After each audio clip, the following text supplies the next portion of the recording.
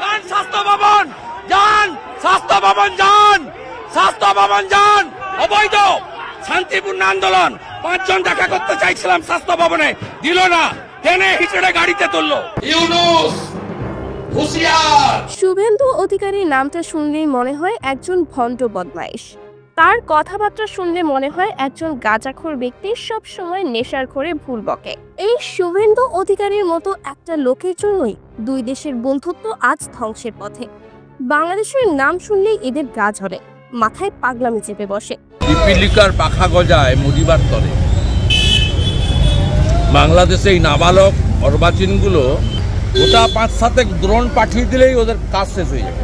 এই গুন্ডা একদিকে বড় বড় ভাষণ দেয়, অন্যদিকে তার কাজ হলো সাধারণ মানুষের বিশ্বাস নিয়ে খেলা করা।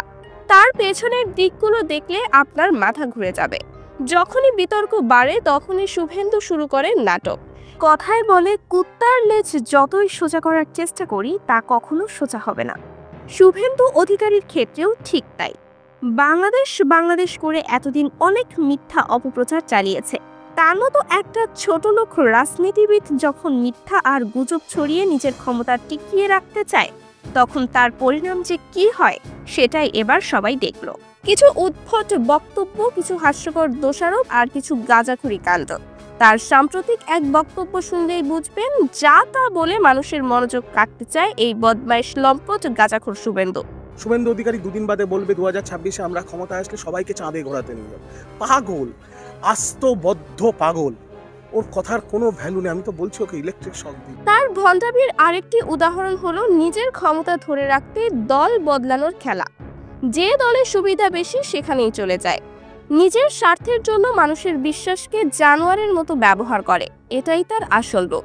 এই শুভেন্দু অধিকারীর রাজনীতির সবচেয়ে বড় কাঁটা। লজ্জা শরম বলে কিছুই নেই।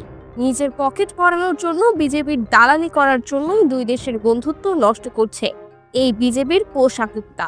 রাফেল রাখা আছে হাসিমারায়, শুধু আওয়াজ দিলে না ওখান থেকে। আমি কালকেও বলেছি, আবারও বলছি, ভদ্র ভাষায় বলছি, প্যান্টে বাথরুম হবে। রাজনীতিতে টিকে থাকতে শুভেন্দু অনেক সময় মিথ্যা আর গুজব ছড়িয়েছে, কিন্তু এবার সে নিজেই ধরা খেয়েছে। সাধারণ মানুষও তার এসব নাটক বুঝে গিয়েছে। শুভেন্দুর মতো নেতারা প্রায়ই জনগণের আবেগকে ব্যবহার করে রাজনীতিতে টিকে থাকার চেষ্টা করে। এই শুভেন্দুদের মতো লোকের জন্যই দুই দেশের মানুষ এখন একে অপরকে সন্দেহ করে। রাজনীতির নামে শুধু মানুষকে ঠকানো আর বিভ্রান্ত করাই এর কাজ। সে নিজের ক্ষমতার জন্য বিজেপির চামচামি করে। তার মিথ্যা কথা সাধারণ মানুষ যেমন বুঝে গেছে, তেমনি তার রাজনৈতিক অবস্থানও দিন দিন দুর্বল হয়ে পড়ছে। ওই শুভেন্দু অধিকারী একটা গালাগালি বাংলার রাজনীতিতে। ও হচ্ছে নিম্ন মেধার রাজনীতি করে, নিম্ন রুচির রাজনীতি করেন, আর নিম্ন মেধার একজন ব্যক্তি। শুভেন্দুর আরেকটা চেহারা হলো সুবিধাবাদ।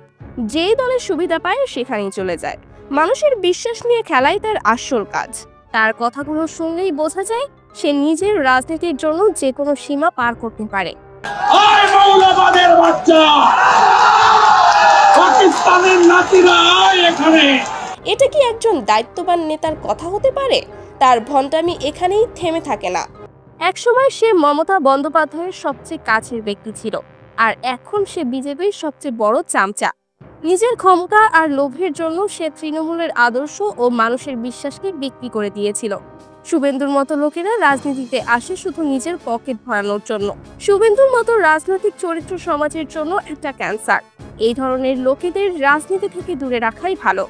জনগণের উচিত এর মিথ্যা ও ধোঁকাবাজি চিনতে শেখা, কারণ শুভেন্দু অধিকারীর মতো লোকেরা যেখানে থাকবে সেখানে সাধারণ মানুষের স্বার্থের কোনো দাম নেই। শরীর থাকলে যেমন জ্বর জ্বালা হয়, তেমনি একটু আধটু রেপও হয়। কথা বলে সন্ত্রাস ছড়ানোর নাম হচ্ছে শুভেন্দু অধিকারী।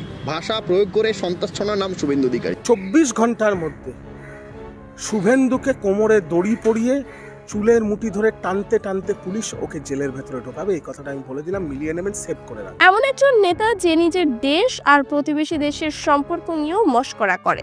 যখনই নিজের বিরুদ্ধে সমালোচনা বাড়ে তখনই নাটক শুরু।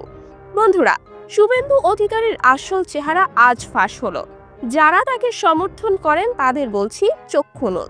তিনি একজন ভণ্ড, একজন বদমাইশ নেতা। তার কাজই হলো মানুষকে বিভ্রান্ত করা, বড় বড় ভাষণ দিয়ে, গাঁজাখুরি বক্তব্য দিয়ে আর নাটক সাজিয়ে মানুষের মনোযোগ কাটতে চায়। সে নিজের স্বার্থে সবকিছু করতে পারে। सरकार तो मादर चौध है, हम लोग का गरीब का चूस रहा है।